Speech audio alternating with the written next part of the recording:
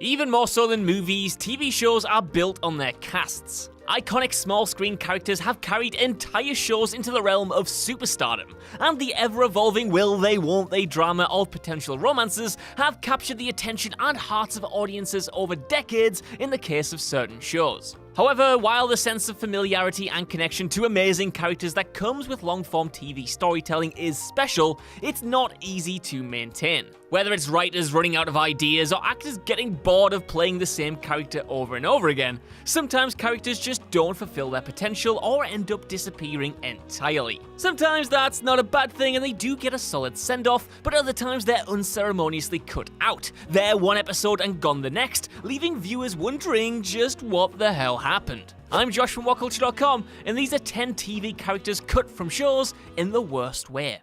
Number 10. Heath, The Walking Dead.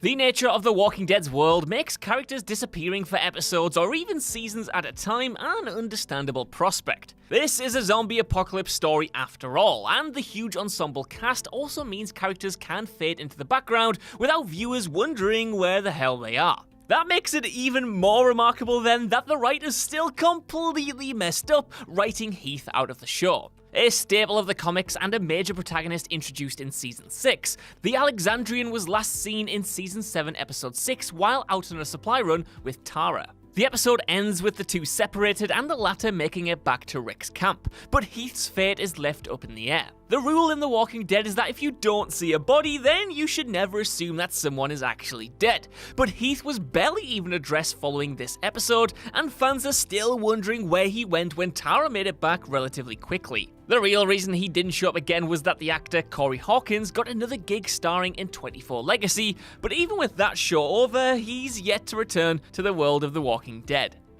Number 9. Mark Brendanawicz, Parks and Recreation. Parks and Rec has one of the best sitcom casts of all time, potentially even the best, boasting an array of great actors all playing lovable, distinct characters. Well, with the exception of Mark Brendanawicz anyway. Initially introduced as a too cool for school, will they won't they love interest for Leslie, Mark was set up as the coarse straight man, handsome, suave, and totally above all of those silly shenanigans that go on in working for government. However, that also made him pretty dang boring. In contrast to the rest of the cast, even background characters like Jerry, Mark didn't have too much to offer, and Season 2 culminated in him leaving the department for another job, which isn't too weird, but what is that Mark might as well have never existed afterwards. Over the years, Parks and Rec constantly brought back even bit-part characters, referenced them, and made sure they remained a part of the show's heritage right up until the final episode. Except Mark, who was so boring he vanished into the ether the moment his final episode aired. Number 8. Detective Lockley, Angel. The original idea for Angel was that it was supposed to be a darker version of Buffy, keeping the supernatural action but swapping out the high school hijinks for grittier detective work. Hell, Angel literally sets up his own detective headquarters called Angel Investigations to frame the cases of the week because, as we all know, he is a massive dork. To strengthen this relationship and help define it, Detective Kit Lundy was introduced in the second episode. Her relationship with Angel was a huge focus of that first season, but the character was written out midway through the second run after a strange suicide plotline and then was never mentioned again. Apparently, that was not the intention though. For a while, the plan was to bring her back in the third season alongside Daniel Holtz, but due to scheduling conflicts with the actors, the writers introduced Justine to occupy the same role. Weirder still, there were also plans to bring her back in later seasons as well, this time as a stripper entertaining Spike. Yikes. Neither of those ideas sound all that good in my opinion, but they would have at least provided an explanation as to what happened to such a pivotal character from the show's foundational years. Number 7. Daario Naharis, Game of Thrones. There have been a tremendous amount of characters and plotlines that were suddenly dropped from Game of Thrones. That's partly down to condensing such dense material for TV, and then running out of said dense material and the show's writers not having any idea where the characters they previously adapted was supposed to end up. None of that really explains why Daario Naharis was so unceremoniously dropped after having such an important role in Daenerys' story though. His relationship with Dany was the focal point of his story across the mid-seasons, and he was last seen after his love interest finally sailed to Westeros, leaving him in charge of Meereen. That could have been a natural end, but the issue is that Daario's absence lingered over the show long after that. Dani was going to war in the following seasons, and you're telling me that it never occurred to her to call in reinforcements that were just waiting over the sea?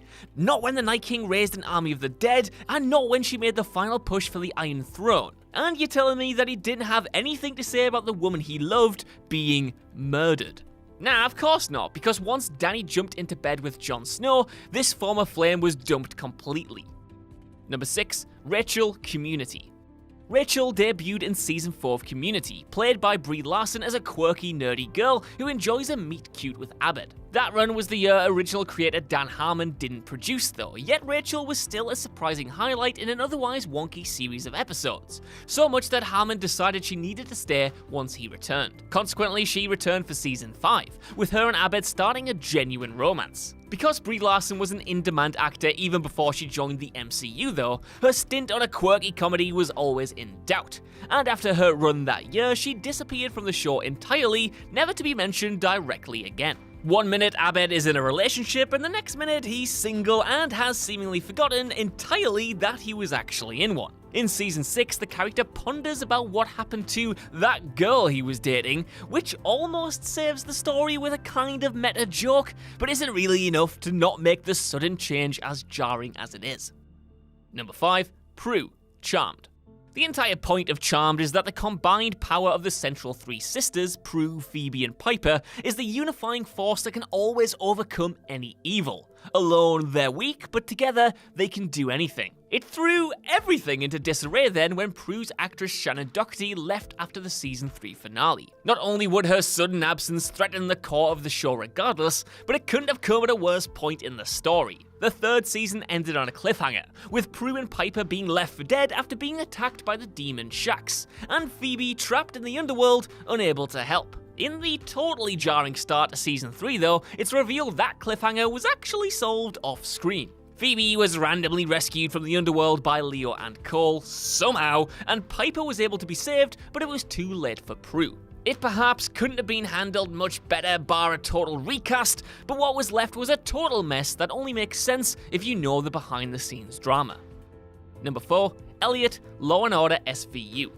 Elliot Stabler was one of the core pillars of Law & Order SVU for 12 whole seasons. He was a big, handsome fella keeping criminals off the street who was so inspirational in fact, he even has a damn good song based on him by the Prettiets. Change was afoot after Season 12 though, and Stabler's actor Christopher Maloney took the chance to jump ship, which is fair enough after playing the same character for 12 years in my opinion. However, like Shannon Doherty's exit, the decision to not return for Season 13 didn't do the writers any favours. That's because Maloney's final episode ended on a bit of a cliffhanger, with Stabler being involved in a shootout. Immediately after the finale aired, it was announced negotiations had failed between the actor and network, and consequently the character retired from the world of killers and detectives off-screen before Season 13 started. It was a clean break, but it was just a frustrating anticlimax after so many years viewers had invested into this character, and it coming after such a shocking finale didn't help matters either.